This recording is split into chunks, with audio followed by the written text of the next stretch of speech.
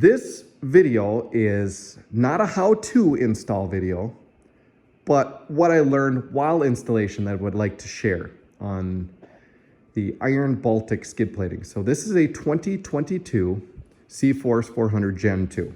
So 22 Gen 2, which is the same as the 23s and 24s, right? It's a later model. So with that, as many of you know, a lot of four-wheelers, but especially these cforce four-wheelers, pretty brittle in the plastics. I mean, this getting hung up on a small log above freezing temperatures, and it still cracked the fender. So I wanted a little better protection than the factory skid plating. And the factory skid plating, besides being super light, flimsy, doesn't protect the footwells. So we ended up ordering the Iron Baltic. This is from, I'm forgetting where it is, over the pond. It's over in Estonia, perhaps? Don't quote me on that. So I ordered it from their outlet store. It was $525 for the whole thing to the door. Now this is being recorded in the beginning of January 2024. $525 for the full thing, the full skid plating. Now this is, do a quick view here. Again, all of it. Now on the instructions, these were a little bit confusing at first, but you get the hang of it. For example, they are also in English, the second part. They list it right here. It's always the second one for here, English. Once you learn their part numbers, so all the parts come in a big box with a lot of bags. Every bag is labeled such as, here's an example, 15. So all the parts in this bag were number 15.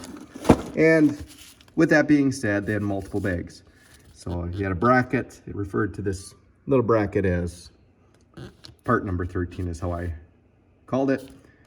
And then you had like part 4, part 5. And then if you were going to put together hardware, you would have in this order, part 21, 15, 24, 27. In that order. So it'd be like a bolt, a washer, the larger fender looking washers, and it was in that order. So they laid it out okay. I think a video would have been nice. Just a simple how-to. Wasn't terrible. But with simple tools here, it did take almost 5 hours. I have to admit it. Yes, it would have been easier to take the tractor and lift it up and crawl under it and do all kinds of not safe things, but we didn't do that today. So basic tool set. The metric hardware is a little undersized, I feel. Now we did use the middle grade Loctite on most of the hardware, middle grade, because if you look under here, there's a ton of it. There is a ton of hardware that could rattle loose. And I do want to go recheck all of these. Most of them are 10 millimeter sockets for most of these. I believe these are 13 millimeter sockets. These are a little more substantial here, but that's a 10 millimeter. So all the washers are the same size.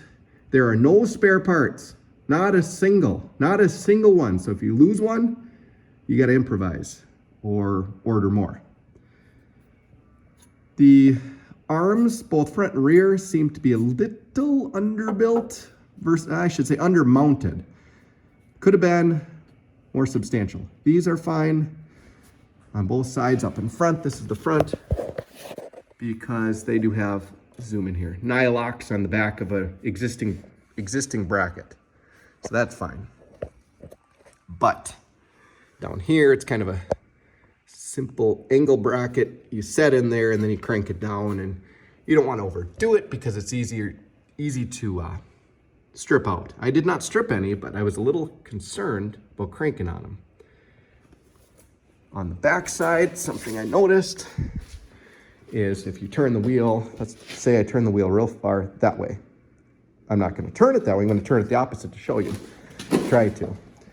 Now, if you turn the wheel all the way this way, what I noticed is that the rim and the tire will contact this edge of the bracket on the back side. So I did kind of pound on it with a rubber mallet. Got it as far forward as possible, but these are factory tires, factory rims, and when you turn the wheel 100% that way, it does want to contact, but we got that settled.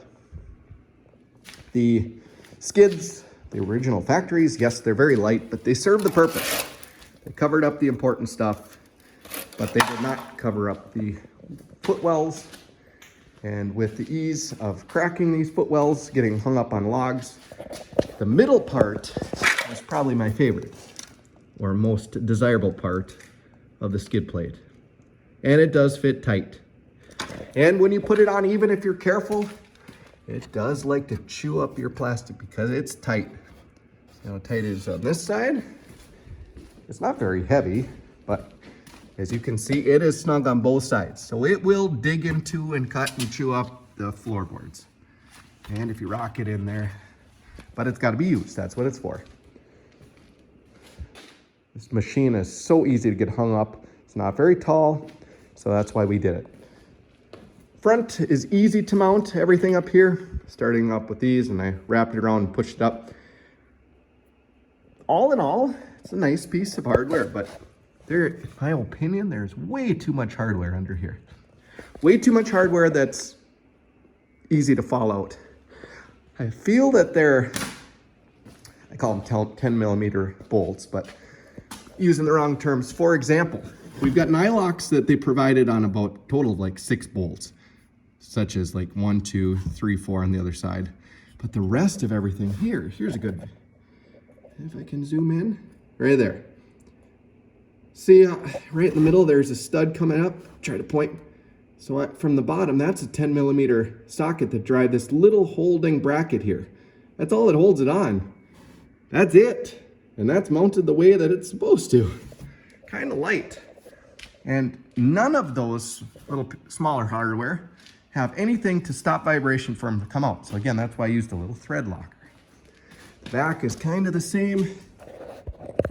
If I can show you. This part right in here, another nylox, and on the other side, decent. But up in here, you can see the bottom right there and up there, and there's many more. There and there, a lot of them. God, they're just not much holding them in. And you could say, well, the force of a skid plate's can be mostly that way. But of course, if you get hung up on a log, you got a lot of lateral movement. The only modification I had to do is I have a Badlands 2,500 pound winch because this four-wheeler did not come with a winch. So I made the plate, and therefore I made this winch fit in here because I had it and it was free. Well, paid for long ago. So I did have to cut out right here because if you see the studs, positive and negative, come out to the side, and the skid plate, I did have to notch that out. I will make it a little more pretty later, but so I notched that out. I suppose you could cut it all the way along here, but I do like the extra guarding. That's the only modification. Everything else lined up completely fine. All the hardware was supplied. Nothing was missing, nothing was bent. If I don't lose anything and I drive it and it rattles loose, and I'll be happy.